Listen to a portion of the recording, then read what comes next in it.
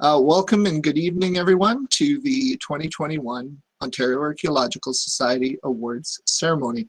I hope you've all been enjoying the event thus far. There's been some great presentations, and it's been a really fantastic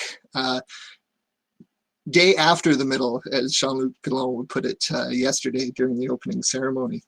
My name is Joshua Dent. I am the Director of Membership Services for the Ontario Archaeological Society, and I will be your MC this evening. I want to first acknowledge that I am speaking to you from the London Township Treaty, Treaty number 6, in the traditional territory of the Anishinaabe, the Haudenosaunee, and the Lenni Lenape. We also have the contemporary communities of the Chippewa, the Thames First Nation, the Oneida Nation of the Thames, and the Munsee Delaware Nation. And of course, as you've heard throughout this conference that's being hosted by the OAS Ottawa Chapter, the symposium is taking place on the unceded territory of the Anishinaabe Algonquin. And I think as we celebrate tonight, it's important that we remember together, that we commemorate these Indigenous communities who we are so fortunate to work with on their legacies. And that's communities that will be here past, present, and future. So with that in mind, I'd like to invite Jim Sherritt, current president of the Ontario Archaeological Society, just to say a few words in opening. Jim? Thanks, Josh, and greetings, everyone. I would like to welcome you all who've come from around the province and beyond to attend this really great event. The OAS, as you know, is a volunteer organization dedicated to promoting ethical archaeology through avocation and education, and seeing, really some really fantastic examples of that over the days that preceded. So, while we sometimes have a part-time executive, or we do have a part-time executive director, we also are very fortunate to have some students hired for funding from the Ministry of Heritage, Sports, Tourism, and Industry. But the vast majority of the work has been taken by our members, and some of the education and advocacy that we have done is directly through the OAS, but it's also done indirectly through the excellent practices of So I want to begin by sending out some really big thank yous. First of all, I'd like to thank the organizing committee from the Ottawa Chapter. And, in the interest of not leaving anybody out, just have you join with me collectively, thank them. And we had a large number of volunteers for this symposium, and I'd like to thank them as well. In order for the symposium to stay affordable, we receive significant donations from a range of sectors, individual archaeologists, other provincial heritage organizations, archaeological firms, universities, those representing archaeologists and government. And we thank all the generous donors whose donations have helped us to pay the costs associated with this program, with this symposium.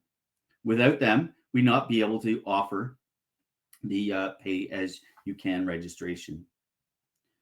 So I'd like to take a couple of moments to talk about residential schools. And this message contains some sensitive information, so please take care. In June 2021, the OAS board issued a statement following the documentation of unmarked graves at the former schools in British Columbia and Saskatchewan. A portion of that statement read, "We take this opportunity to remind our non-Indigenous members that many residential schools operated for 130 years across this country with the express purpose of assimilating Indigenous children. They were taken from their families and subjected to abuse, neglect, and disease. In those children were lost through the and some children were lost through the residential school system. To this day, the whereabouts of the majority of the boys and girls are still unknown, and the TRCA calls to action 72 to 76 still need to be addressed. The OAS recognizes that reconciliation for the genocidal crimes of our country is an ongoing process between all Canadians. Many archaeologists, in particular, have the skill sets to support initiatives related to the subsurface identification of residential school cemeteries and therefore many have a greater responsibility than most to support the Indigenous communities of this province in the investigation of residential schools. Meaningful steps must be taken at all levels of government to support these initiatives. However, Indigenous communities must be the ones to decide if, when, and how these investigations are undertaken and who's involved.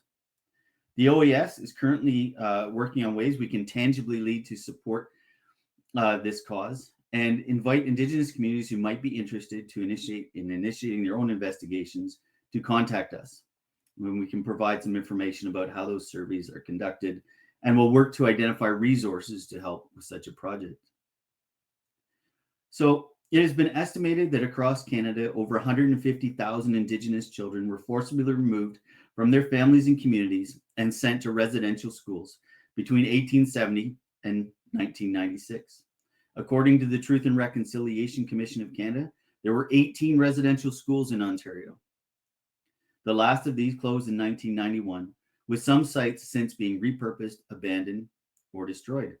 The TRCA research identified 12 locations of unmarked burial sites in Ontario, and there are likely more.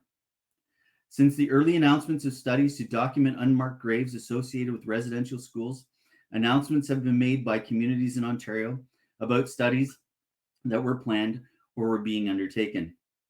As recently as this week, Six Nations of the Grand River announced that the entire 200 hectares that made up the Mohawk Institute Residential School will be investigated over the next year. In addition, the Office of Ontario's Chief Coroner is embarking on a review of unidentified human remains found in the last 4 decades to determine if any are linked to former residential schools. These are positive steps. The projects will undoubtedly lead to more announcements over the coming months and are a necessary step in reconciliation. We continue to offer our support to Indigenous communities undertaking these investigations and efforts to share knowledge gained about this tragic chapter in our province and our country. Thank you. Thank you for that message, Jim. I would now like to invite to the stage Chris Kearns. The very tireless Chris Kearns, as a lot of you may know, who has been working diligently behind the scenes for much of the weeks prior and during the conference itself to make an announcement about the scavenger hunt. Thank you, Chris. Yes, thank you very much, Josh.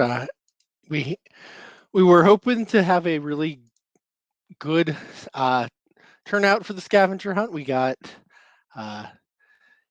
a total of 40-ish people who registered for the scavenger hunt. So we ended up with very few entries this year, and we ended up with 2 winners. But before we get to the winners, I'm going to quickly go through the answers to the scavenger hunt so that you know what the answers were. The question number 1 was, seek and you shall find a memorial to the dead on which is the year Queen Victoria chose Ottawa as Canada's head. The answer to that is a headstone or something else as a monument that bears the year 1857. This is from the cemetery right near my house. Sarah Lawrence here was born in 1857. That's all we were looking for. The better the photo, the higher the marks would have been. Question 2. Look for a thing bearing the name, a prime minister of fame, beautifying Ottawa where he's buried was his aim. In 1899, established he did a commission known now by a 3-letter acronym, but whose goal remains the same. Sir Wilfrid Laurier is buried in Ottawa, and he was key to establishing one of the predecessors of the NCC, and he is featured on the $5 note, which is a very quick, easy solution for a picture.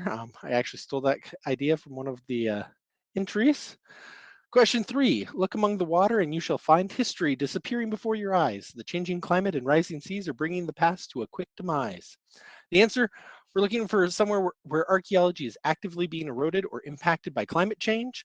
My example here is the Neolithic settlement of Napapower in Orkney, because I didn't have something close at hand to take a picture of, but I wanted to give you a good example of it.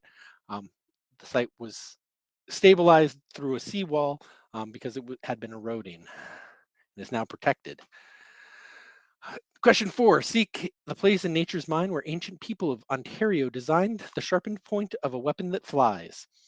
The answer we were looking for was a local outcrop of chert. I, of course, did not have a chance to find a local outcrop of chert in my quick giving answer slides, but this is a lithic landscape from the Washakie Basin in Wyoming, where chert is exposed all across the surface.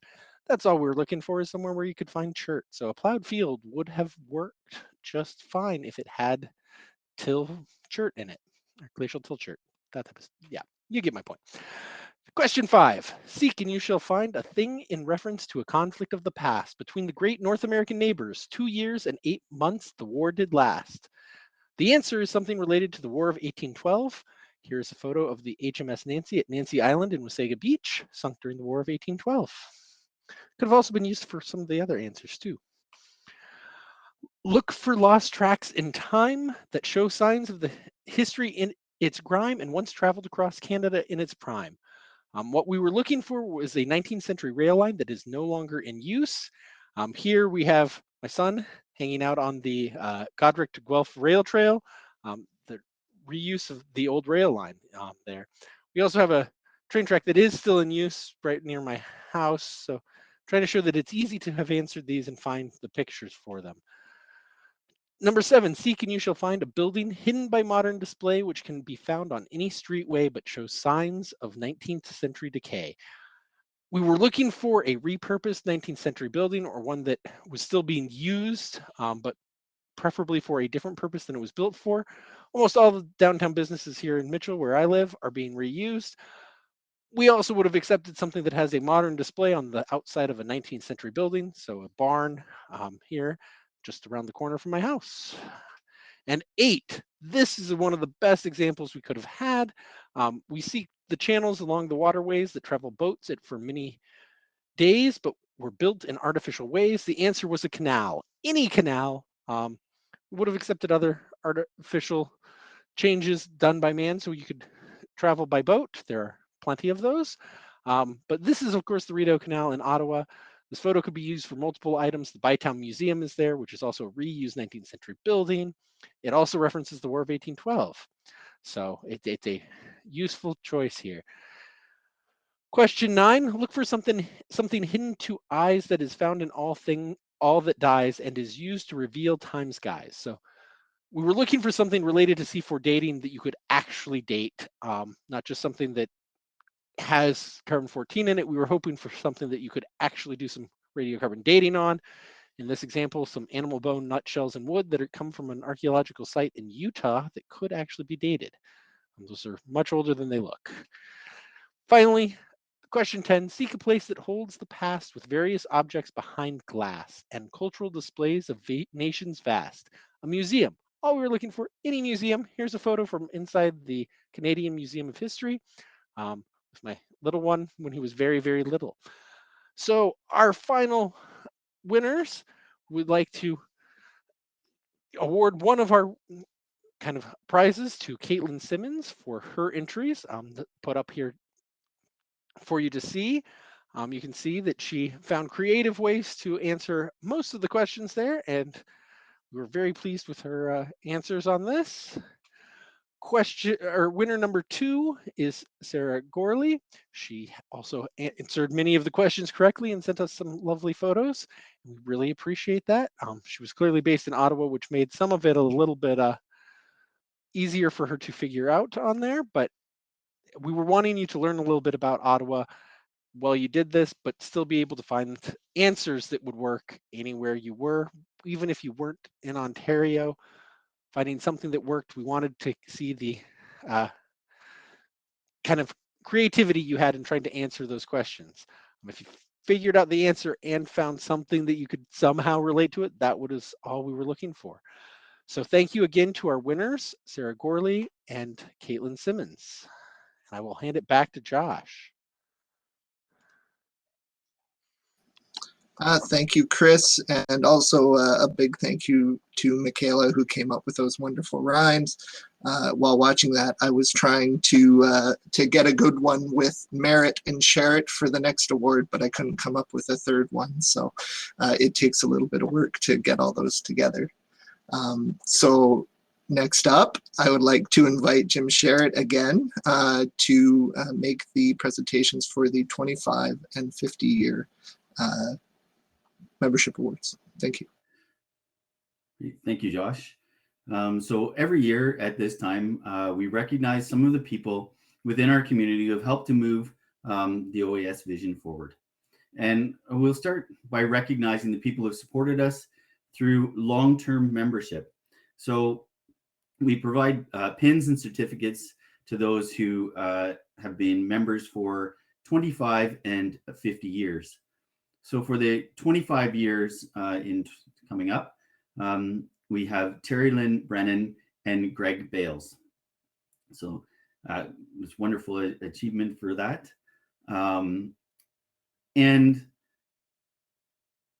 for the 50 year, you know, I was a little shocked by the list being this long. So, I mean, it's great. That's fantastic. But it's nice to see that we've had such long time support from members like Dean Knight, Michael Spence, Neil Trubowitz, William Johnson, and John Pollock. So thank you to those members for, you know, the long-term commitment you've had to the OAS over the, you know, 25 and 50 years. So from there, we're going to move into the main awards. And the first award that we'll be presenting is the Charles and Ella Garrett Award for long-term service. As part of the OAS's 60th anniversary celebrations, the OAS launched this award for outstanding achievement. The award was given in recognition of continuing long-term support and active participation of OAS members.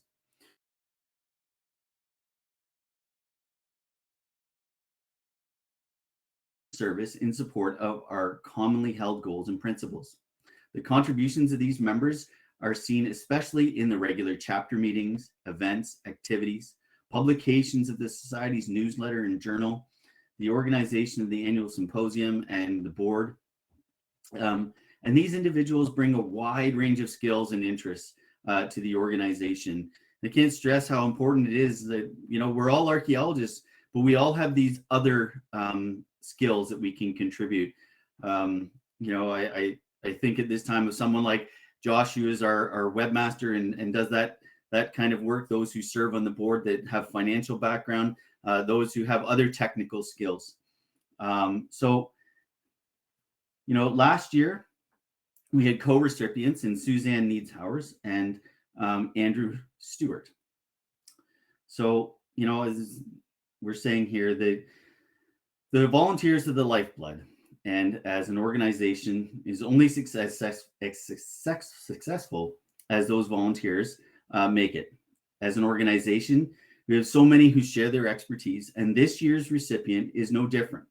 I would like to ask Alicia Hawkins to come up and introduce the 2021 winner of the Charles and Ella Garrett Award. Thank you, Jim. Okay, so I am pretty sure that my first encounter with Debbie Stice occurred back in the dark ages in 1990, and that it was quite similar to the first meeting of Debbie with many would-be archaeologists. I was sitting in the ASI offices, probably trembling, hoping beyond hope that I would get a job as a field archaeologist, as they were called at the time. And Debbie was the representative of the HR department at ASI and was interviewing me for that position. In retrospect, I think Debbie probably was the HR department, which is not a conclusion that I come to based on the size of ASI, but rather a conclusion I have come to after learning about both Debbie's enormous competence and her wish to make sure that things are done right.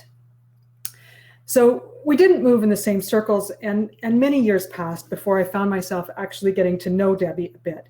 And this was in the context of serving on the OAS board.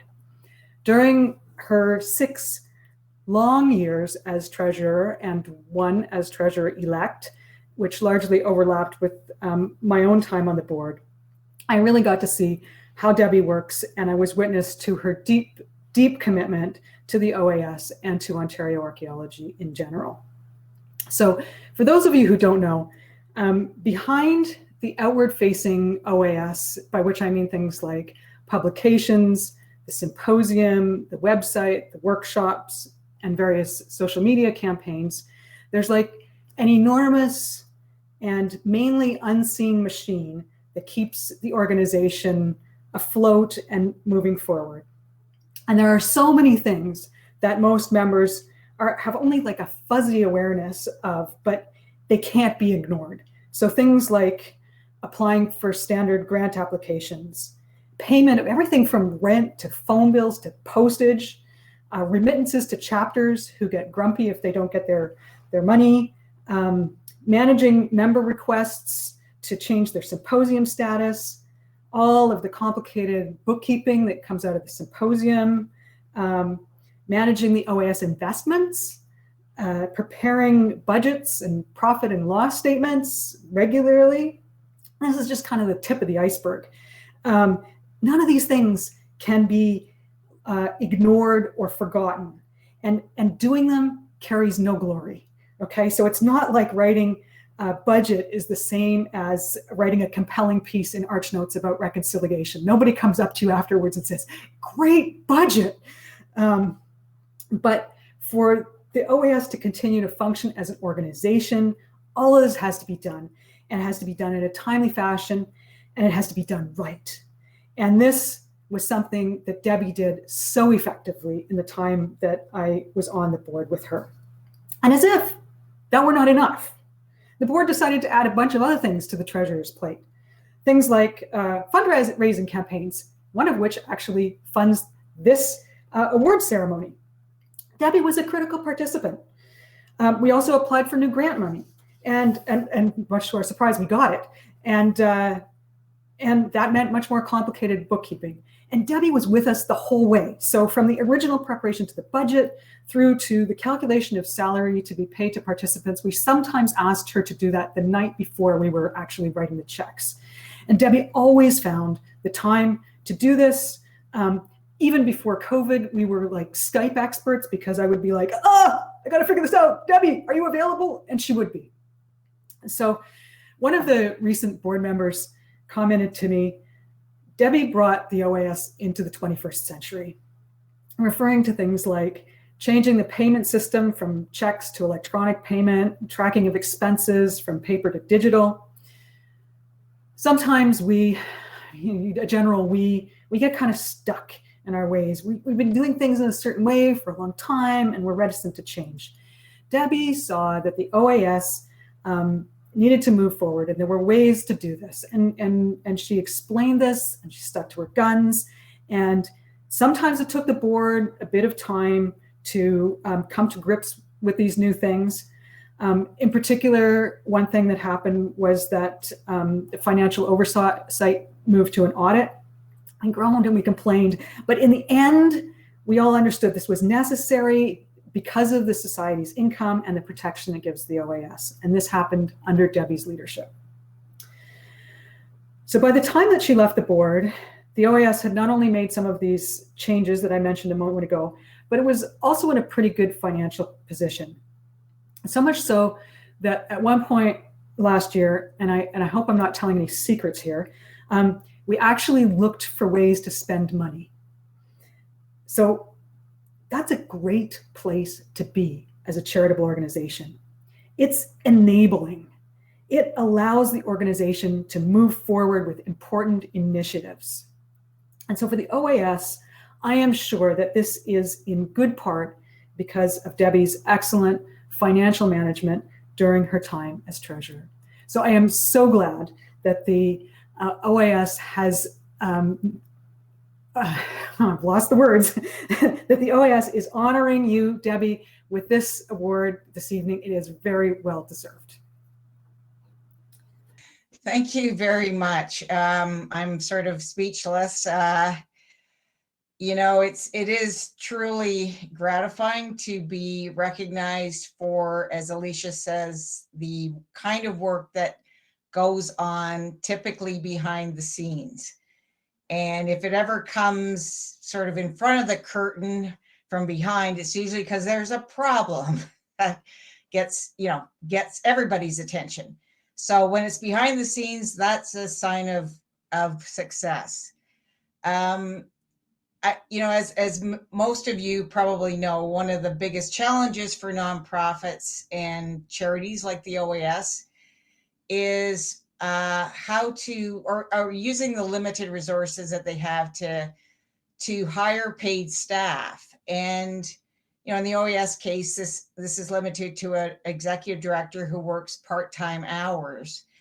And when you have that position, you want to make sure that the work that they're doing is directed as much as possible towards the charitable mission of the society, and not, time eaten up by administrative duties that could be done more efficiently in another way. And, if that's not incentive enough, then of course, as many of you probably also know, a charity has to file an annual tax return to the CRA, and you have to declare how much time, what the breakdown is of your expenses, the breakdown between charitable activities and administration activities.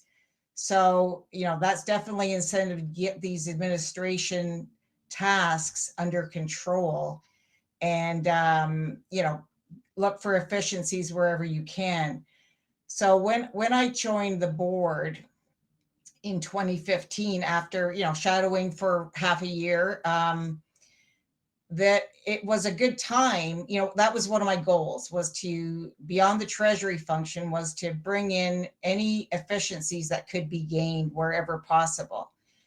And it was the timing was actually very good, because we were already, everyone in the organization and the membership was adapting to a new OAS website with its associated membership database. And although I'm sure some, adapted reluctantly, but it did streamline a lot of the processes around membership onboarding, membership renewal, symposium registration. And so and also the fact that members could now manage their own data, their own profile and contact information, which, a lot of time can get wasted trying to chase down members and find out where they now may be living. So these were all good things that kick-started that process. And, during those 6 years, we also, as Alicia alluded to, we made other changes that, transitioned a number of tasks from being done manually, which, were taking unnecessary time and expense, not just the expense of the executive director's time, but expense in terms of the way they were being produced and circulated, to digital processes. So, so that was an ongoing effort through those 6 years. And I'm sure to the board, I, appeared like a dog with a bone many times, but I wanted to see that work through. And, without knowing about a pandemic coming, I think those changes really put the organization in a very good place to face the challenges that came with COVID and the last 18 months of no in-person meetings. Everything switched immediately at the drop of a hat to remote work, and no more presence in the office during lockdown periods. And so, we were I think the organization was well adapted, or already well transitioned to make those changes and carry on and remain strong during this period. And, chapters quickly, many chapters quickly transitioned to online presentations, monthly meetings, and it's just been fantastic. I'm sure many other charities and nonprofits had a much harder or longer time making those changes and getting up and back on their feet. So, I'm really happy that I could contribute to the OAS making these or navigating these changes. And, I know that more changes will come, because that's the thing about change. It becomes a bit contagious or addictive, and you always continue to look for more improvements. And I know that continues to happen and will continue at the OAS into the future, which is fantastic. And, finally, I'd just like to say that receiving an award in the name of Charles and Ella Garad, who gave so tirelessly to the OAS for so many years or decades, is truly an honor. I'm truly honored by this. And, a fraction of the contribution I made compared to what those two made over their time associated with the OAS. With that, I would like to raise a glass of, it's actually gin, cherry gin, that Kiara dropped off today so nicely with the frame certificate. And I could be having it in a teacup, but then I would be channeling the late Queen Mother, although I don't have any corgis. Anyway, nevertheless, I would like to raise a toast to the OAS and with my sincere thank you for this award. I did really enjoy my time on the board. Thank you. Thank you, Debbie. Thank you.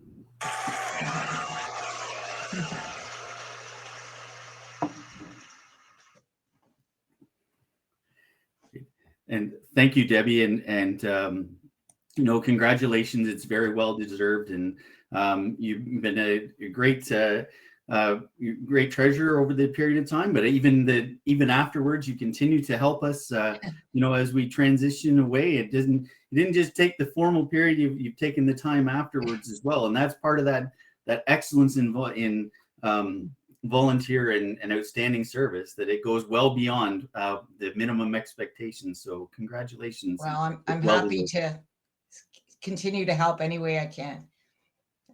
Well, thanks. Great. Okay. So we're going to move on to the next award, and it is the Helen Devereaux Award.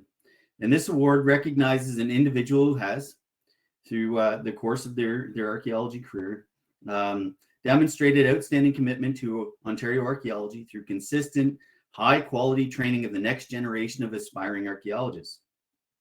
Often, excellent archaeological practice is instilled when individuals first undertake fieldwork and laboratory analysis. Winners of this award will typically have many former trainees who have gone on to build successful careers in Ontario archaeology. And this year's winner is no exception. Last year, the winner was David Smith. Each year as a board, we speculate who might be nominated for the various awards. And this year, we're musing who might be nominated for the different award. And this individual's name came up with a whole list of awards handed out by the OAS. However, I think that this year's recipient is the embodiment of the Helen Devereaux Award. And if I had to guess, I would think that it would be the most meaningful to her as a reflection of one of the core goals in passing on knowledge to students, colleagues, Indigenous communities, and the public. And I've certainly benefited from that myself.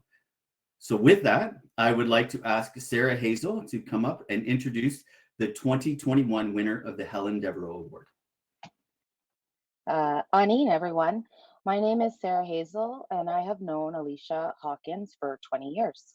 During the time I've known her, I've witnessed firsthand how dedicated and generous Alicia is, sharing her knowledge and experiences with students, colleagues, and the public, and how she daily leverages her personal and professional resources to help others. I first met Alicia while I was a graduate student at the University of Toronto when I was a teaching assistant for her. This was my first experience in this role, and Alicia provided an informative and guiding hand to teach me about how to provide undergraduates with responsible and informed feedback on their assignments. Despite our relatively short working relationship, to her credit, Alicia kept in touch with me over the years after she left U of T and took a position at Laurentian University as a professor. My home community of Nipissing First Nation is not far from Sudbury, and anytime Alicia knew that I would be home, she facilitated ways for us to meet and catch up and give advice about my academic pursuits. Even though I wasn't a former student of Alicia's, she always kept an active interest in me over my entire career. This example demonstrates how invested Alicia is in the people that come into her archaeological sphere and her commitment to mentorship. Since coming back to Canada after some years in Alaska, I reconnected with Alicia and learned of her important work as the president of the Ontario Archaeological Society. As part of the OAS's ongoing efforts to strengthen ties with First Nations, Alicia applied for a grant from the Ontario Trillium Foundation in the amount of $270,000 to train Indigenous archaeological monitors in Northern Ontario. This resulted in the training and certification of more than 100 participants. Despite a major academic setback that most tenured professors have probably never considered, Alicia has maintained her commitment to the discipline and to her capacity building work. In a very short amount of time, Alicia developed new curriculum for our virtual Northern Indigenous Archaeological Monitor training program. And with great enthusiasm, she delivered content online, which was appreciatively received by all of the participants. Furthermore, Alicia continues to do volunteer work with Northern communities by providing much needed expertise and advice on heritage issues. Alicia pivoted away from a life-changing event to rededicate herself to helping others and teaching about archaeology in any way she could because of her incredible work ethic and resilience. Through my work and my relationship with Alicia, I have gotten to know and work with a great many of Alicia's former students. We all have the same thing in common. We have directly benefited from her taking an active and sincere interest in our lives, both academic and personal. Alicia represents and embodies mentorship to the highest degree, and it is with this understanding and knowledge that I am honored to present her with the Helen Devereaux Mentorship Award. She is so deserving of this recognition. Congratulations, Alicia. Thank you, Sarah, and thank you, Jim. And so I have a few words, but I just have told some other friends my objective is to get through this without crying. So I'm going to start with a little story, which is about 3 or 4 years ago, I walked into the first day of my first year class, and I looked out at that great big group of students, and there's a person sitting in the front row who doesn't fit the demographic. So she's not 18 years old. In fact, she's probably 3 times 18 years old or more. And in the break, she came up to chat with me, and she's like, there was this great archaeology professor here. I took these classes with her, and we went out, and she was so inspiring, and it was just such an amazing experience, and that's why I'm in your class. And I'm like, there's only one person this can be, and that's Helen Devereaux. And I was like, wow, this is a person who had an entire professional career, and then she's coming back to take classes because of something that she learned when she was an undergrad. I thought that's really bizarre. And then I thought, actually, no, there are some professors, if I think back to my undergrad, there are some professors I can remember who were really fabulous. And so the first thing I want to say is that it's just such a huge honor to me to be getting an award in Helen's name, because through the time that I was at Laurentian, I saw over and over again people telling me these stories about what a great teacher she was. So that's the first thing I want to say. And the second thing I want to say is that, yeah, it's been a really bizarre year, okay? And through this time, apart from my family, I'm in 2 groups of people who've been really helpful and supportive. And one group are my students and my former students who delivered chocolate bars and gift baskets to me. And while we were waiting to find out what would happen with the program at Laurentian, they told their stories about how the program had impacted them in a way that was really personal and heartfelt. So I am so grateful to them. And the other group is my community in the Ontario archaeological sphere, right, including the OAS. And so, as Sarah mentioned, I was able to participate in these in the workshops for Indigenous archaeological monitors over the summer, and there was a point when I was doing the prep, and if there's profs in the group, you might know this. I'm sitting there and I'm thinking, okay, what are my learning objectives? How am I going to put this thing together in a way that makes sense? And I just felt like I'm in my element. This is what I love to do, right? And so I was very grateful to the OAS. And I guess I want to end by saying that for me, teaching is something that goes both ways. It's a relationship, and so I'm so grateful to all of my students over the years who have gone on this journey with me, because it's something that we do together. So thank you. Now I'm going to cry. Okay. Thank you, Alicia. Very well-deserved award. One of the great things about Alicia is you really don't have to be a former student of hers to be able to benefit from her mentorship, and I can say that personally as well. So thank you very much. Next up, we're just going to have a short period of time to memorialize some of the members that we lost this year. Some of you might have read in a couple of the arch notes we did the memorials for Bruce Schroeder, for Joe Stewart, John McDonald, who has not been memorialized yet in the arch notes, also passed away this June. I would also like to invite up Andre Millard to just say a few words about a founding member of the Ottawa Chapter who was lost this year. Andre. Thank you, Joss. So as I speak, and after that, we're going to show up a picture of Dave Croft, and we'll go on. Dave Croft was a founding member of the Ottawa Chapter. The theme of this symposium, Origins and Growth, marked the year 2021. It's an important end of an era, with Dave passing over. Dave will always be remembered. Dave Croft was a dedicated avocational archaeologist. He was there at the beginning. The news of his death was especially sad as the Ottawa Chapter embarked on a milestone year marking our 50 years of existence. Please take a minute to think about and thank Mr. Dave Croft for everything he did for Ontario archaeology.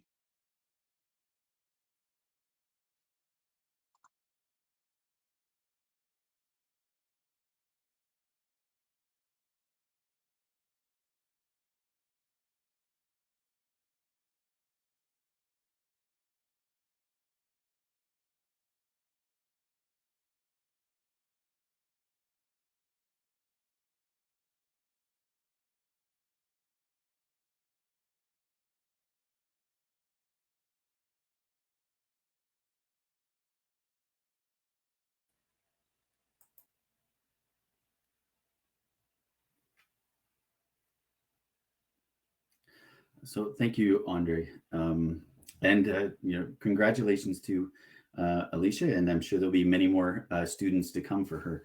She embarks on that next chapter. So the next award is the Peggy Armstrong Public Archaeology Award. This award goes to individuals, groups, and organizations that are eligible. This award recognizes excellence in the promotion of public interest in archaeology through the use of displays, workshops, trainings, site tours, and or the development of educational programs and materials. Past winners have also been recognized for fostering awareness of cultural resources and heritage preservation and efforts to advance ethical practice of archaeology. So I'd like to introduce the following video where Marion Clark of the Ottawa Chapter will introduce the 2021 winner of the Peggy Armstrong Public Archaeology Award.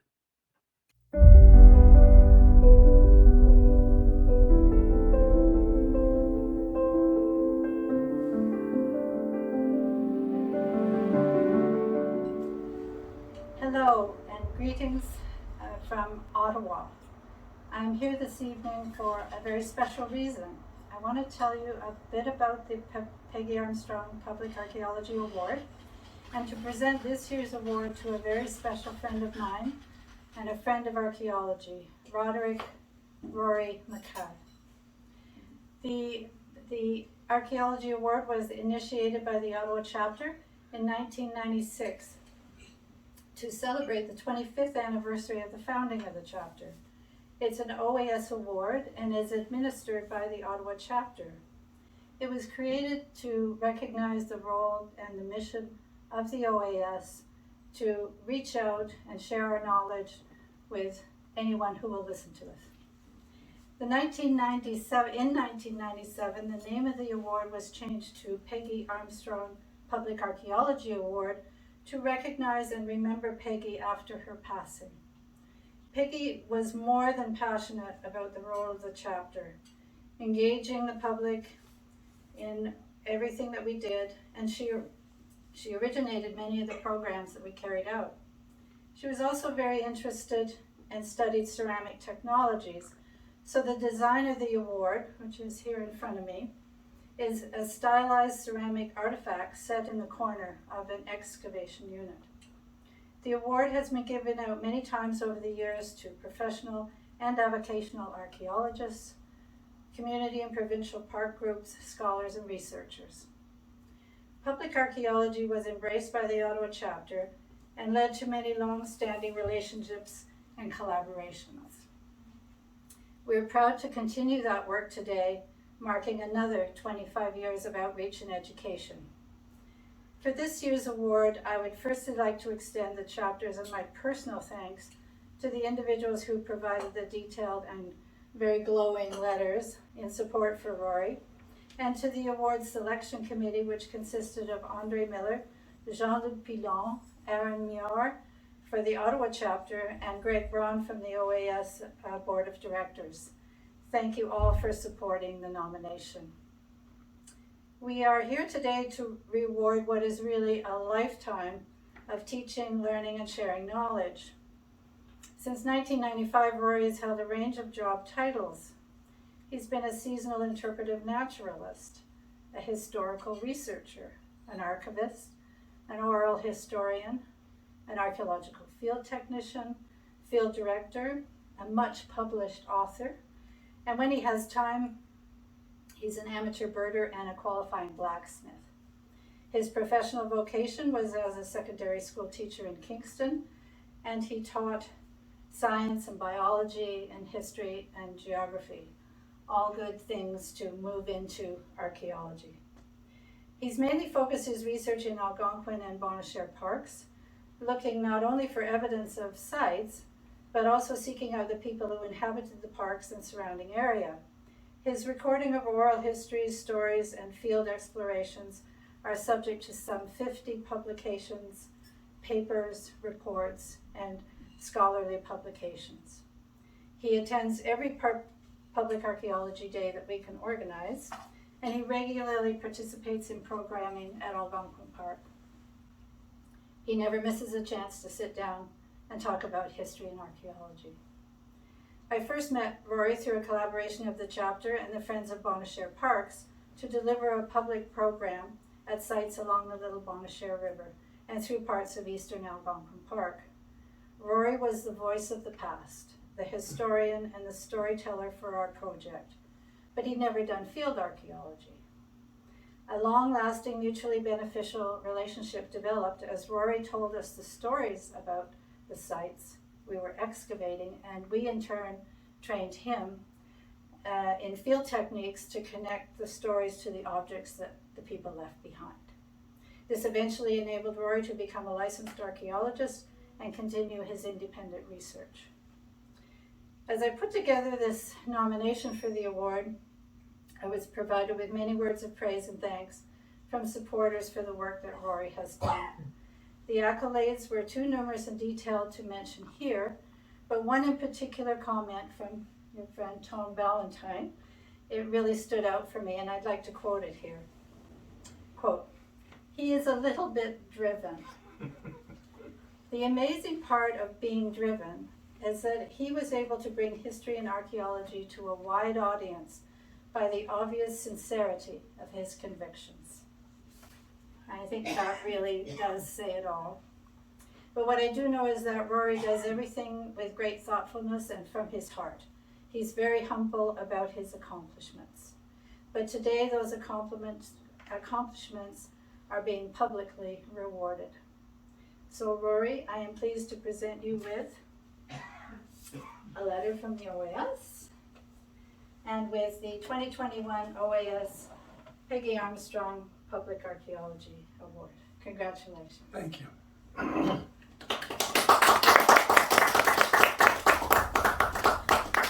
I have to confess, I was somewhat overwhelmed when I learned I would be the recipient of this very significant award, but not so much as not to be able to prepare a few words.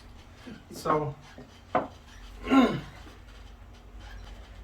I first had contact with the members of the Ottawa Chapter of the OAS at a mini conference at the Bon Cher Provincial Parks in 1994, arranged by Park Superintendent Jim Fraser.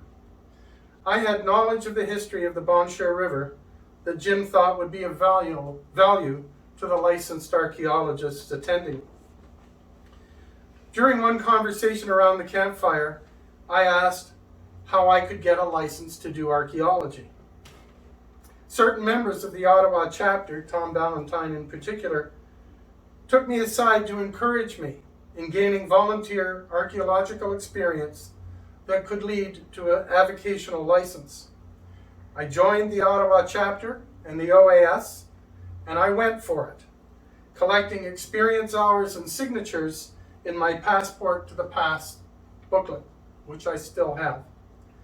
In May 1996, I was very fortunate to observe firsthand Peggy Armstrong's meticulous care in investigating a 50-centimeter test unit at Basin Depot. I watched her recover fragments of a small plate, now known at Bon Cher Provincial Park as Peggy's Plate. It was my first exposure to hands-on experience with real archaeology. In the all too short time I knew her, I was fortunate to experience Peggy's passion for doing archaeology and also for sharing archaeology with the public, both characteristics personified by the members of the Ottawa Chapter. Through numerous opportunities to volunteer with the Ottawa Chapter on digs and public archaeology days, both offered and taken, I eventually gained enough practical experience to apply for a vocational license and later to upgrade to a research license, which I still hold. As important as the hands-on experience was, so was the mentorship of many previous recipients of the Peggy Armstrong Public Archaeology Award. Equally important has been the friendship and encouragement I received from my fellow chapter members, including Glenna Roberts, Marion Clark, Andre Meller, and many others. When my wife, Sandy Barr, and I first began spending time together, among our first dates were long, hot days spent in the middle of crop fields at the Green site and the Jennifer site, working alongside Margaret Watson and others under the direction of Gordon Watson. Now, many years later, Sandy regularly checks for archaeology shows on TV that she and I can enjoy watching together. I'm thankful to her for still sharing that interest and being supportive of me in my need to expound to anyone who will listen about the importance of using archaeology to preserve and understand the past. I accept the Ontario Archaeological Society Peggy Armstrong Public Archaeology Award, knowing that my name will appear alone in the listing of names of recipients. But I ask that it always be understood that associated with my name are those of my wife and my colleagues in the Ontario Archaeological Society, who have influenced and supported me in doing archaeology truly for the love of it. Thank you.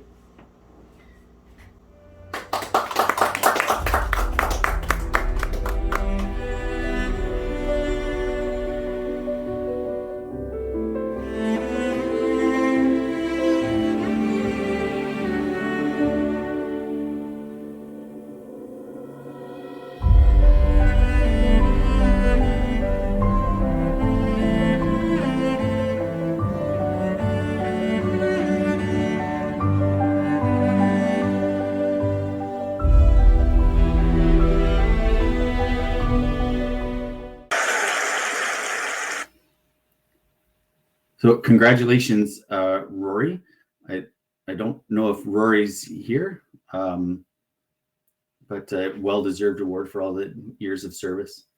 I think we can. He is here, and if he wants to be invited to the stage, if you can invite him to the stage just for a quick in-person. Thank you. Really appreciate the award, and it's they did an awesome job with the video. Thank you again. So we're going to move on from here to the last award of the evening, to the Davy Wright Lifetime Achievement Award. We've been fortunate over the last couple of years to give out this award, because it's an occasional award. It's an award granted on the occasion of an outstanding Ontario professional archaeologist whose life work has been consistently of the highest standard, who has made an exceptional contribution to the development of archaeology in the region. And it is awarded to a professional who has published widely, is recognized for advancing the practice of archaeology, has earned acclaim for excellence, and inspired others. Along with the J. Norman Emerson Silver Medal, it is one of the highest honors the Society can bestow. And I met this year's recipient in 1999. I remember it quite vividly at the Brantford campus at an Association of Professional Archaeologists meeting, and quite an experience to be introduced to someone whose name you had seen so often in publications associated with late woodland archaeology, but also with someone who was on the leading edge of Indigenous engagement. Well deserved. And I would, so with that, I would like to ask Bonnie Glencross to come up and introduce the 2021 winner of the J.V. Wright Lifetime Achievement Award. Thank you, Jim. And good evening, everybody. On behalf of myself and colleagues Alicia Hawkins, Holly Martell, and Paul Racher, it's with great enthusiasm that I introduce this evening Dr. Gary Warwick, this year's recipient of the J.V. Wright Lifetime Achievement Award. It's clear to me and everybody in the room that Gary Warwick truly embodies the spirit of this award, with an impressive record of accomplishments as a professional archaeologist and academic, and outstanding contributions made to the development of archaeology in Ontario, specifically through his advocacy of Indigenous rights to archaeological heritage. From adopting minimally invasive investigative techniques that address descendant community concerns over the destructive nature of archaeological excavation, to community-based projects that provide opportunities for the training and mentorship of Indigenous students, and his calls for change in government land development policy and legislation to allow Indigenous control over archaeological heritage, Gary continues to build a legacy with a lasting impact on how archaeology is conducted in Ontario. Gary's career has spanned some 42 years, and he brings with him a wealth of experience from conducting archaeology in the public sector, first as a plans review officer at the Archaeology and Heritage Planning Office at the then Ministry of Culture, followed by an appointment as regional archaeologist in the Planning and Environmental Office, Central Region of the Ontario Ministry of Transportation, and that's when I first met Gary, and most recently as professor in Indigenous Studies and History at the Brantford campus, and Archaeology and Heritage Studies at the Waterloo campus at Wilfrid Laurier University. Throughout, Gary has demonstrated exceptional leadership and passion for archaeology, and this is particularly evident in the extent of his professional and community service with professional organizations such as the Ontario Archaeology Society, the Canadian Archaeological Association, Professional Association of Archaeologists, and the Society of American Archaeology. As a committee and advisory board member with Sustainable Archaeology, the City of Brantford, the Waterloo Regional Museum, and the Grand River Conservation Authority and Grand Valley Education Society, and his continuing engagement with the public through lectures, radio, television, and other forms of social media. Gary's body of work is widely acclaimed. It's recognized for its consistently high standard. Between 1979 and 2015, Gary produced over 52 technical reports for 48 cultural resource management projects from across Southern Ontario, all of which he was the principal investigator. His recognition of the importance of information for empowering people and his commitment to the dissemination of research results is evident in his impressive record of publications that include books, an edited volume, chapters, journal articles, numerous conference presentations, all on topics related to Ontario archaeology. Gary's MA thesis, Reconstructing Ontario Iroquois and Village Organization, was published in 1984 in the National Museum of Man Mercury Series Archaeological Survey of Canada, an honor reserved for landmark contributions in the disciplines of Canadian culture, ethnology, history, and archaeology. His PhD dissertation, A Population History of the Huron-Petun 8500 to 1650, was published in 2008 by the prestigious Cambridge University Press. Gary has also published in an array of academic journals reaching regional, national, and global audiences. Gary continues to advance the practice of archaeology in Ontario through collaborative partnerships with Indigenous communities across Ontario, his use of minimally invasive methods that align with descendant community sensibilities and wishes, and as an advocate for Indigenous control of archaeological heritage. Gary has over 38 years of expertise in Huron-Wendat archaeology and historical ecology, and is widely recognized as an authority on Indigenous archaeology in Ontario. In the 1990s, Gary initiated relations with the Huron-Wendat, with whom he continues to collaborate on cultural heritage projects, including a multi-year historical and archaeological investigation of the ancestral Huron-Wendat occupation of Tay Point. The true impact of his work is in part linked to the research design, which directly addresses Huron-Wendat descendant community sensibilities regarding in situ preservation and protection of archaeological heritage. Between 2000 and 2005, Gary designed and led an archaeological project at Davisville, a 19th century Mohawk Mississauga settlement, and hired Indigenous students while working in close collaboration with Six Nations of the Grand River and the Mississaugas of New Credit. In his own words, Gary notes, "This research made me a strong advocate for Indigenous archaeology and the ethics of archaeological research involving Indigenous heritage." Since, Gary has taken action serving on various ethics committees, task force, and advisory boards. In a call to action, Gary has written extensively on ethical principles, minimally invasive methods, and collaborative archaeology and Indigenous control of cultural heritage. Over the course of his 42 years as an Ontario archaeologist, Gary has influenced an entire generation of students, many of whom pursue graduate work and careers in archaeology, and this is across the world. Gary has served on the supervisory committee or as an external examiner for 8 master's and 11 PhD candidates at universities in British Columbia, Ontario, Newfoundland, and New York.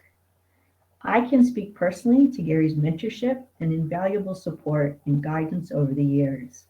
I first met Gary in 1990 when I was hired as an archaeological field technician with the Ministry of Transportation. I had very little field experience, but Gary took a chance on a student that shared his passion for archaeology. Having the opportunity to work with and learn from Gary has had considerable impact on me, fueling my interest in Ontario archaeology and on the career path I have chosen. Not only has Gary been a fantastic mentor to me, but he has taught me how to mentor others.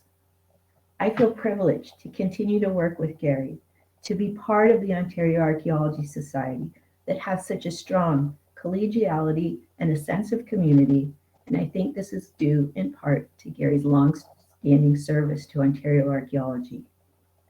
I wholeheartedly endorsed and I'm honored to have this opportunity to introduce Dr. Gary Warwick, the 2021 recipient of the J.B. Wright Lifetime Achievement Award. Congratulations, Gary.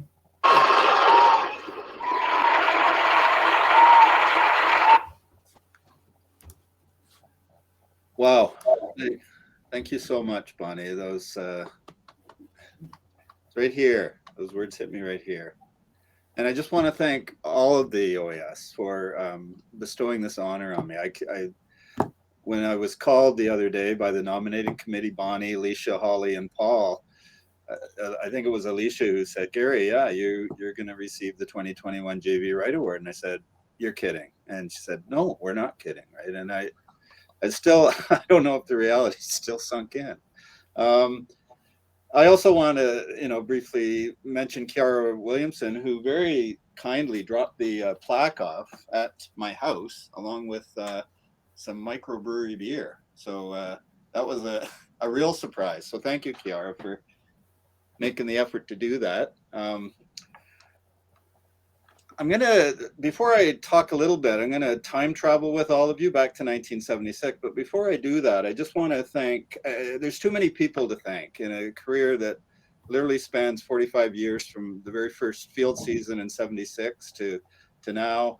There's just too many people. I would just be thanking people for an hour, but all of you know who you are. I guess I can leave it like that, right? All of you know who you are, who have influenced me, who have mentored me, who have taught me things, and I include all of my archaeological teachers, professors, my friends and colleagues, students who I've learned from over the years, but especially over the last 20 years being here in Brantford, all of the Indigenous mentors and friends that I've made at the Huron-Wendat, the Mississaugas of the Credit, the Haudenosaunee, and they've influenced me tremendously. And I really can't thank all of you enough for.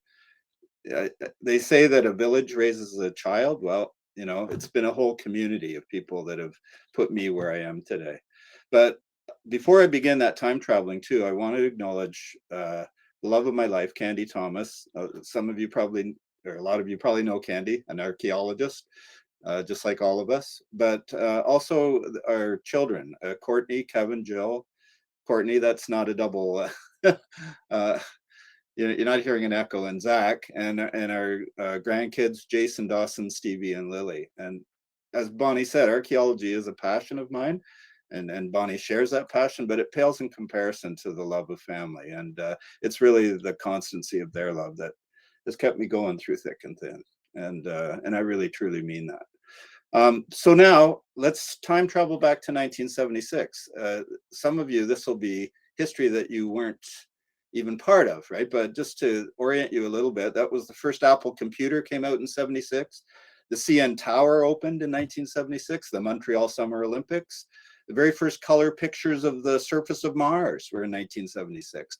Jimmy Carter was the US president and Pierre Trudeau was the Prime Minister of Canada. In 1976, remember that the Ontario Heritage Act had been proclaimed just a year before, in 1975. So there were a total in 1976, and I got this from an old ARC notes, and you can do the research yourself. They're available on the OAS website. There were 62 licenses granted in 1976, but some of those were granted to the same archaeologists. So there were only 57 archaeologists working in Ontario, in all of Ontario, in 1976. Compare that today with the latest statistics that were circulated, again available on the OAS, I think, Facebook site. 493 licenses in 2020 were given out to 493 archaeologists, presumably, with almost 2,700 projects. So there were only compare that to 1976. It pales in comparison, right? But to orient you all where I came from, where I started in 1976, and where the world of archaeology was first of all, there was literally no diversity at all in archaeology. There still isn't a great deal of diversity. We need to improve on that, and then a lot of people have been talking about that worldwide, but especially here in North America, in the United States and Canada. But women were part of field crews then, but they were expected to be in the lab. They weren't expected generally to head their own excavations, and that just wasn't the expectation of women in archaeology at that time. Boy, has it changed, eh? Now, the last archaeology class I taught, I think it was, there were 3 guys and 20 women, right? And that's typical now of what archaeology is in Canada, in Ontario, right? So it's really changed. But the very first site I worked on was the Reed site. And the Reed site was headed up by Milt Wright. It was part of his PhD research out of McMaster University. Paul Lennox was part of that crew, who taught me what post molds looked like after I'd pinned every wormhole going on my very first day out there. So it was my first field experience. It was a early Iroquoian, middle Iroquoian site, mixed, about an acre in size, near Long Point, and in sandy fields. We didn't have heavy equipment. We excavated that entire site by hand and backfilled it by hand, right? There were, I think, 9 of us on the crew. And halfway through, in one of the longhouses, a burial pit was uncovered, and it happened to be in my square. And the unwritten rule was, well, if it's in your square, Gary, you're the one excavating it, right? Well, I have to admit to all of you that I felt uncomfortable, even though I knew from National Geographic and films, and I wanted to be an archaeologist. And I thought, well, I guess this is being an archaeologist. But I'll never forget feeling very uneasy, very uncomfortable as I scraped away the dirt, brushed away the dirt from these bones. And the bones, it was called Burial 1. You can look it up in the publication, Milt Wright's publication, published in Ontario Archaeology. It was the burial of 3 women, 2 men, and 2 infants. Those people, their spirits and their bodies, still are out of the ground at McMaster University. There's an agreement between 6 Nations and the Department of Anthropology that McMaster University, for now, will be the caretakers of those people and those spirits, right? I feel personally responsible. It wasn't Milt Wright. It wasn't the Ontario government giving the license. It wasn't McMaster University. It was me, Gary Warwick, who took those bodies out of the ground. And it haunts me to this day. And I've written about it. I wanted to tell everybody. But why, you're probably thinking, well, how could that happen, right? How you could just do a research excavation and pull bodies out of the ground and not tell anybody? And it's like, yeah, in 1976, that's what happened. There was no requirement. Remember, the Grimsby site was 1976. American Indian movement people arrested Walter Kenyon, who was directing that excavation, which delayed the excavation to the winter. It was the first excavation done under tents with heaters in the winter of 1977. So archaeology was a very different place back then.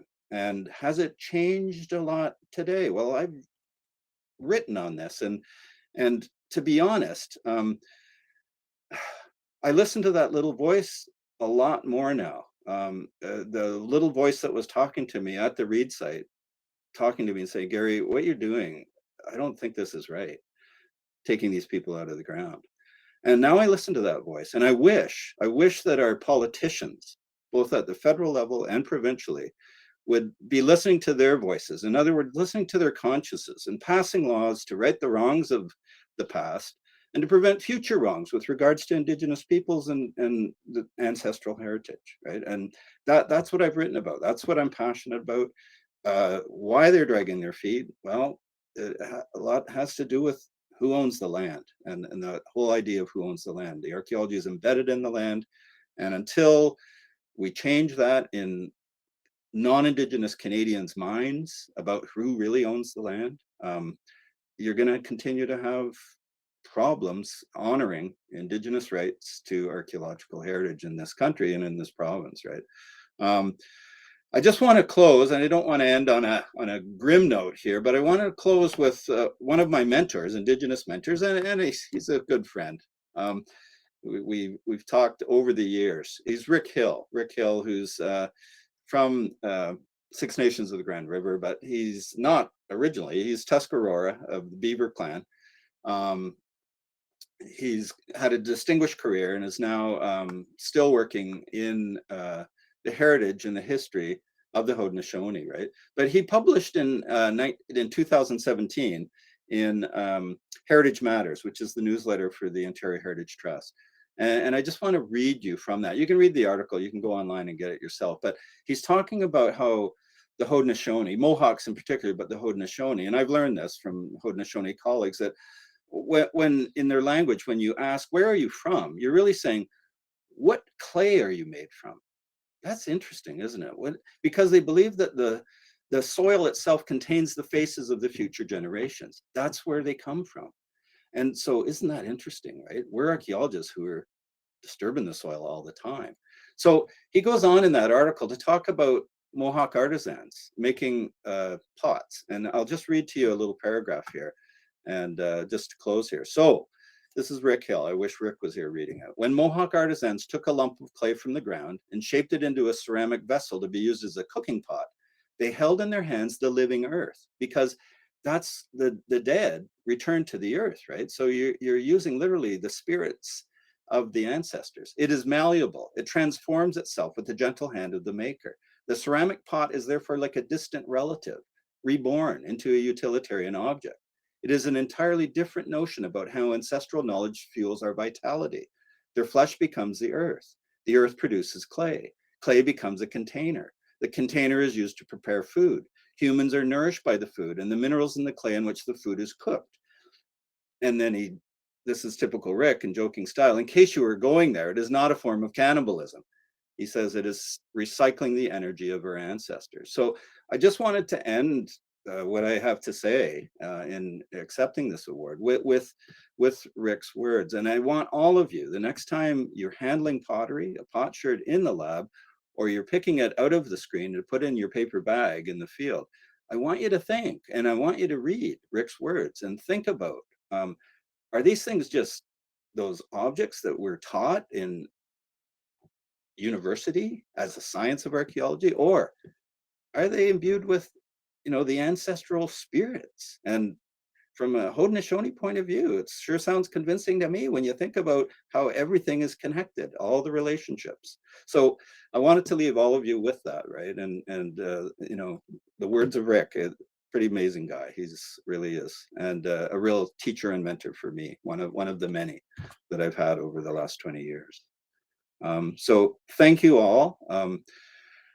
Like I say, I'm very, very honored, and I wanted to raise my glass with one of the beers that Chiara kindly dropped off the other day, and thank all of you for this. And I also want to wish the Ottawa chapter a very happy 50th birthday on your chapter. So cheers, everyone.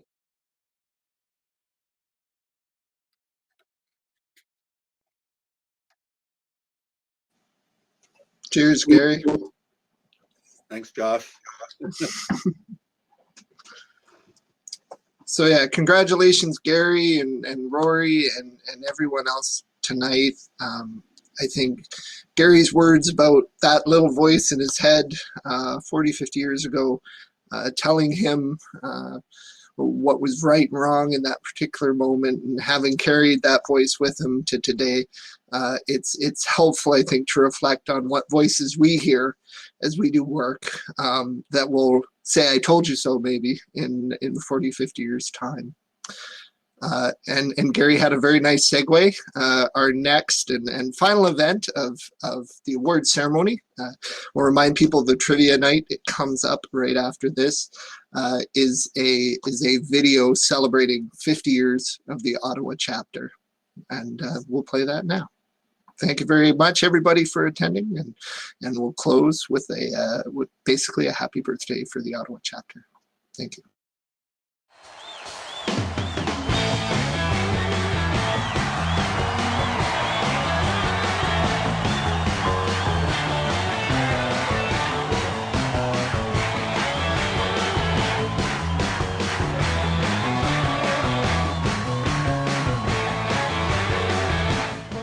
Just, okay, we don't like bulldozers on sites. Let's get rid of it. Right through the middle of the bulldozer. Okay. Yeah. Down. Revenge. Okay. And How's your cake, Chris? what? How's your cake? Oh, there's an arrowhead here. I almost cut it through. Trauma. Major discovery. Yeah. Isn't that great? I've been leaving it open. Happy 50th anniversary!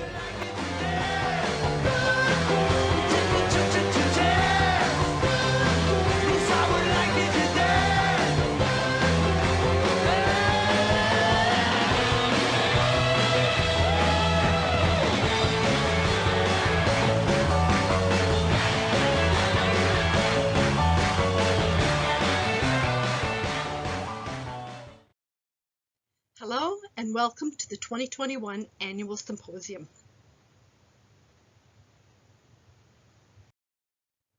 The Ottawa Chapter of the Ontario Archaeological Society is pleased to be your host. 2021 marks the chapter's 50th anniversary of promoting the archaeology, history, and cultural heritage of the Ottawa Valley and Eastern Ontario. The following presentation is a glimpse of our past, but a remembrance of and tribute to the many steadfast and talented individuals who have been and continue to be associated with the Ottawa Chapter.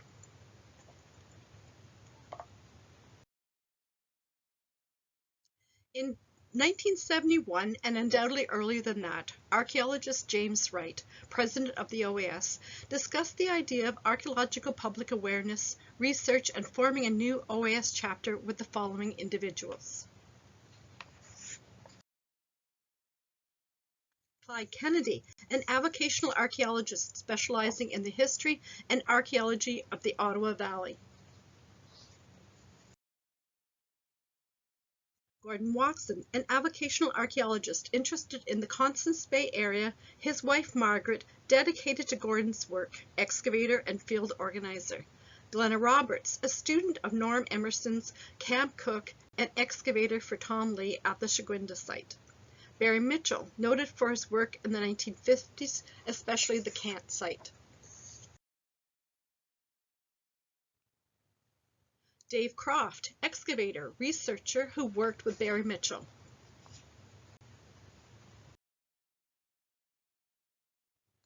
Sharing an enthusiasm for archaeology and knowledge about the past, these dynamic individuals were our chapter founders.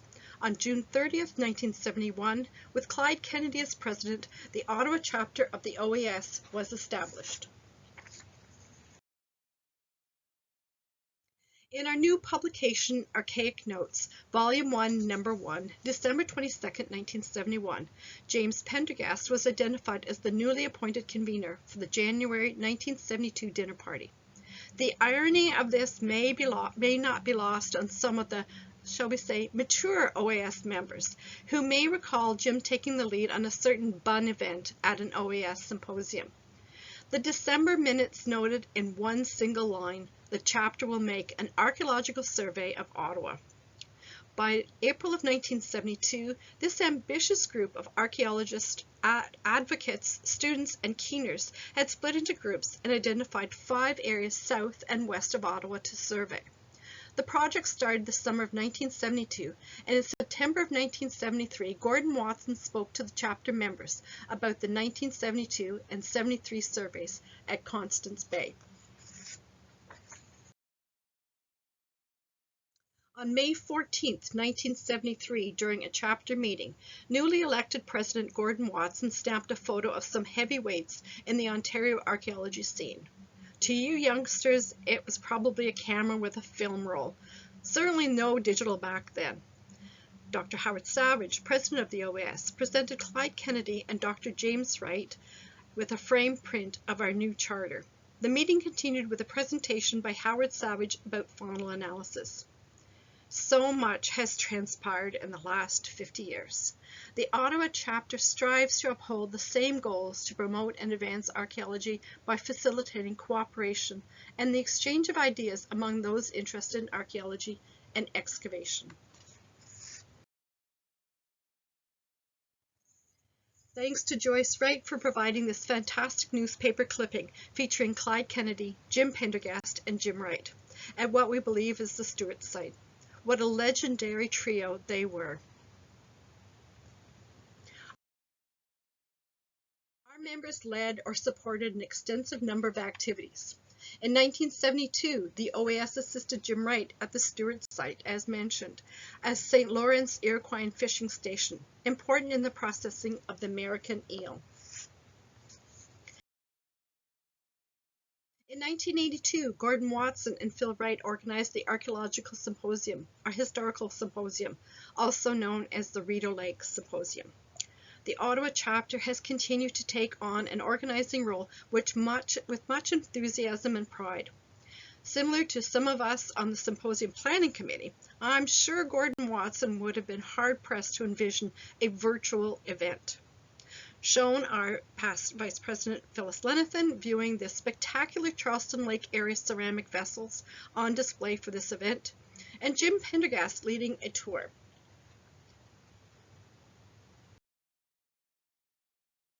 In 1982, Phil Wright led the Ottawa Chapter on a dig to the Muser site near Perth, Ontario.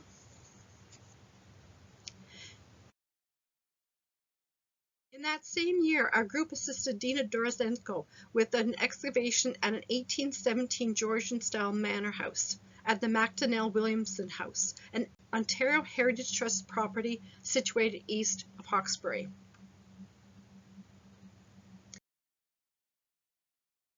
South Lake near Gananoque was a research and Ottawa Chapter volunteer training excavation in the mid-1980s. It was a joint research project which combined land-based and underwater crews. This was fondly recalled as the divers and the diggers. I think the cliche, "those were the days," certainly applies in this case. Maynard McEwen, 1988, a 16th century St. Lawrence Iroquois site located south of Ottawa and led by project director Jim Pendergast.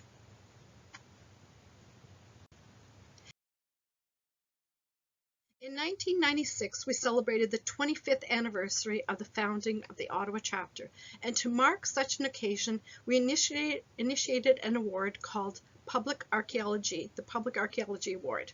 This is Peggy Armstrong at Bonnechere Provincial Park, working at one of her favorite activities, making and firing pots. This award was created to recognize the efforts and outstanding contributions of individuals, groups, and institutions in the dissemination of knowledge and the advancement of archaeology for a public audience in or about Ontario. Sadly, in 1997, this larger-than-life individual passed away, and the name of the award was changed to the Peggy Armstrong Public Archaeology Award to recognize and remember Peggy. Peggy was passionate about her role in the chapter, engaging the public and working on activities and programs, many of which she originated. Since she was very interested in ceramic technologies, the design of the award is a stylized ceramic artifact set in a corner of an excavation unit. The award has been given out many times over the years to professional and avocational archaeologists, community and provincial park groups, scholars, teachers, and researchers. Here are the recipients.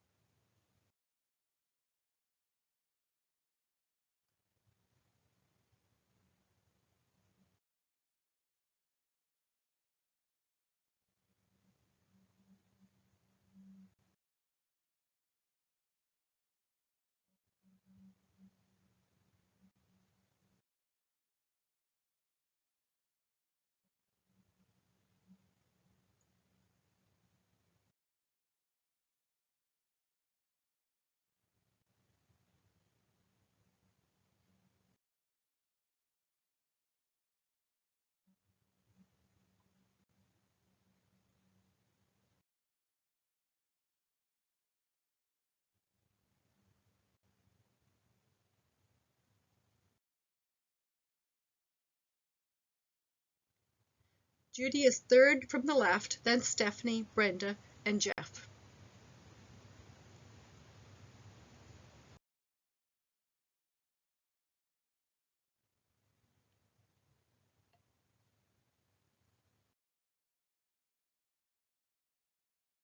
Dirk is on the left.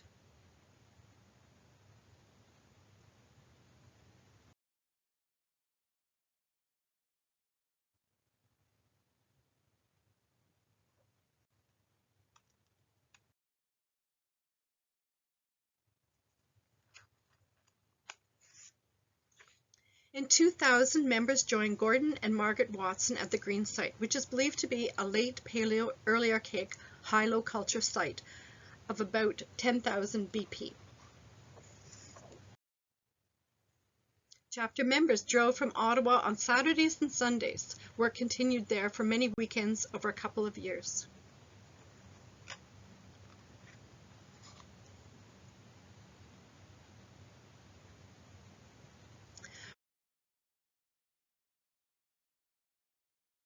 Rory and Jim Fraser led a trek to the McIntyre site and beautiful Algonquin Park.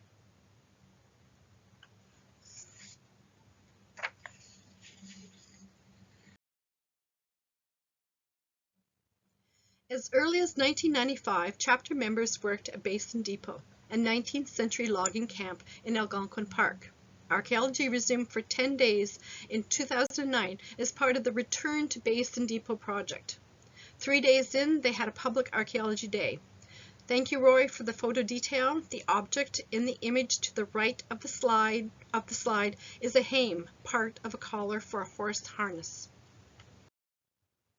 In the 1990s, a long-term partnership emerged with Bonnechere Provincial Park, the Friends of Bonnechere Provincial Park, and the OAS. Speaking of Rory, our 2021 Papa Award winner, he shared some memories.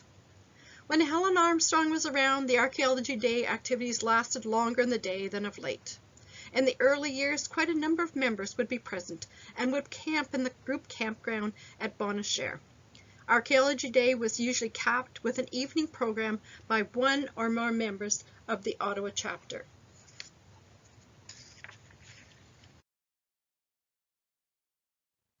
The Lafleur Homestead, site excavations 1996 to 2005 in Bonnechere Provincial Park, focused on the area around the two-story 1910 log cabin.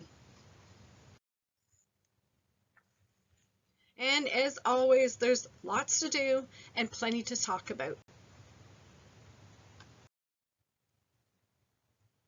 Rory reflects. Around 2006, working during our autumn archaeology weekends at a site along the Little Bonnechere, the Friends of Bonnechere Provincial Park assisted with the dig. One year they got a pig to be barbecued. They made it a dig and pig. There was no cost for the dinner for those who participated in the dig, but tickets were sold to campers in the park as a fundraiser. It may have been the second pig roast that went bad. The pig caught fire and a mad dash had to be made to Killaloe to get pork chops. A few years later, Park Superintendent Jim Fraser arranged for some musical entertainment for the campers and archaeologists.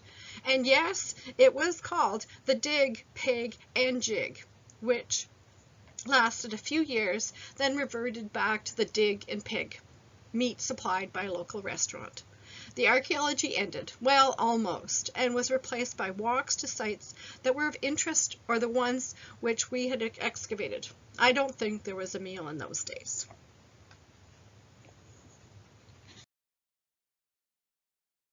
In 2011, we celebrated our chapter's 40th anniversary at the Mica Festival at Murphy's Point, Provincial Point, and remembered the passing of Phil Wright, regional archaeologist for Eastern Ontario.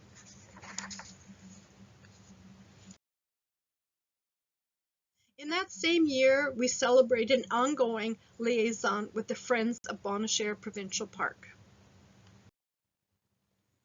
The Ottawa Chapter once again hosted the OAS Annual Symposium in 2011. It was our 40th anniversary.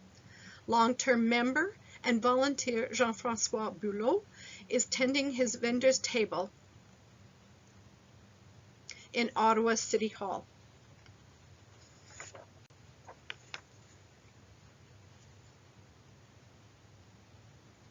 We would like to acknowledge our past presidents and our current one, Andre Miller, for their leadership and guidance.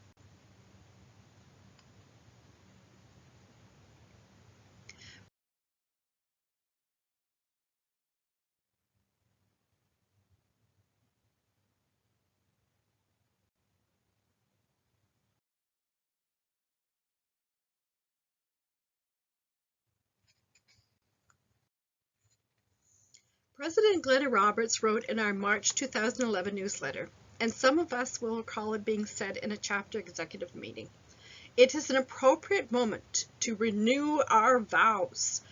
Here is Jeff Earl at the Murphy's Point Park School Program, displaying and speaking about the artifacts from McParland Homestead, a fully restored log cabin from 1812 at Murphy's Point, located south of Perth.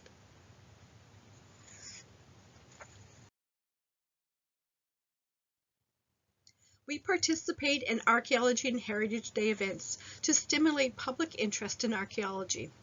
Similar to Rob Bonnickson's 1974 presentation about his flint knapping research, we have hands-on demonstrations and workshops. Similar to all OAS chapters, our members have spent endless hours washing, sorting, and cataloging artifacts. Our members travel to Bonnechere Provincial Park to camp and participate in their outreach program, Archaeology Day. It's one of our vows to stimulate the interest of the general public in archaeology. Our flint napper, Bradley Druin, we hope you are enjoying yourself in British Columbia, Brad. We certainly miss you. And our hats off to the park staff who always make the event an enjoyable one.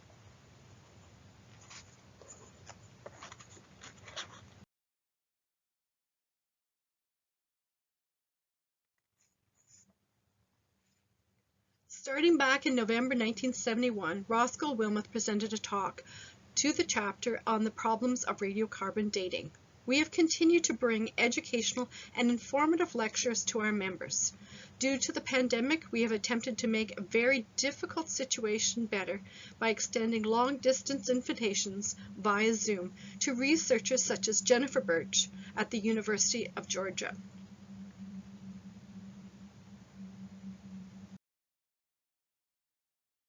I present to you the hardworking and dedicated members of the 2021 OAS Symposium Steering Committee.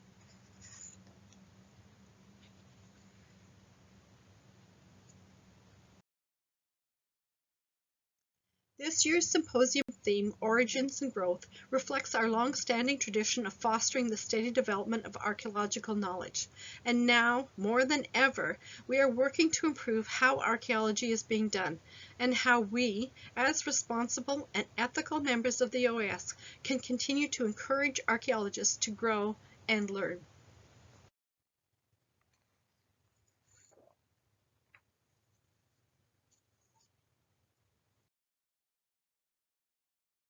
In reflection, we owe a debt of gratitude to all our chapter founders who launched us on this journey.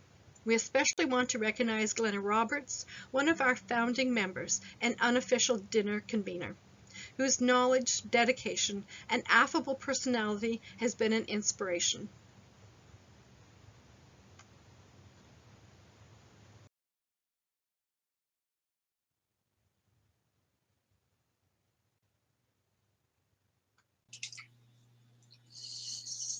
All right.